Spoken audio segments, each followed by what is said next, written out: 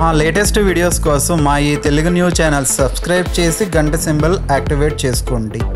చాలామంది వారి జీవితంలో తీరని అనారోగ్య సమస్యలతో బాధపడుతూ ఉంటారు. ఎన్ని హాస్పిటల్స్ తిరిగినా, ఎందరి డాక్టర్లను కలిసినా ఆ వ్యాధులు నయం కావు. ఏవో ఎన్నో పరిహారాలను కూడా పాటిస్తూ ఉంటారు. అయినా ఎటువంటి ఫలితం కనిపించదు. ఈ అనారోగ్య సమస్యలను తొలగించుకోవడానికి ఎప్పుడూ మందులు వాడుతూనే ఉంటారు. వాటి వలన ఇంకా సైడ్ ఎఫెక్ట్స్ వచ్చి వేరే జబ్బులు వస్తాయి. అసలు ఇలా అనారోగ్య సమస్యలు వస్తూ ఉన్నాయంటే జాతకంలో లగ్నాధిపతి నీచ స్థానంలో ఉన్నాడని అర్థం చేసుకోవాలి.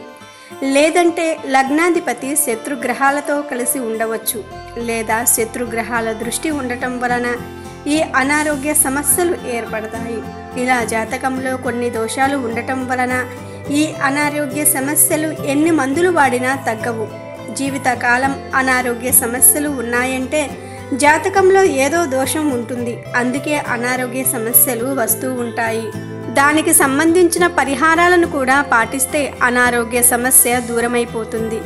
వాటితో పాటుగా ఇప్పుడు మనం చెప్పుకోబోయే ఈ చిన్న క్రియను చేస్తే మీకు ఉన్న అనారోగ్య సమస్య అతి త్వరగా తొలగిపోతుందని పండితులు చెప్తున్నారు.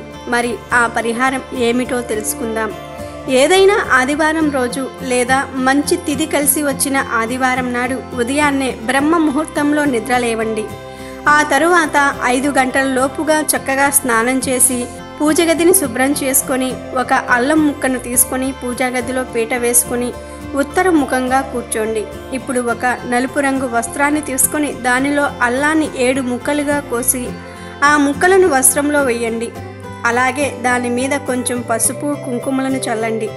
ఆ తరువాత మీకు ఉన్న అనారోగ్య సమస్యల గురించి చెప్పుకొని నువ్వుల నూనెతో దీపం వెలిగించండి.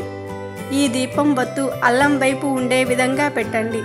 ఆ తరువాత మీ ఇష్ట దైవాన్ని పూజించుకొని చివరిలో ధూపాన్ని చూపించి ఆ అల్లం ముక్కలను మూట కట్టేయండి.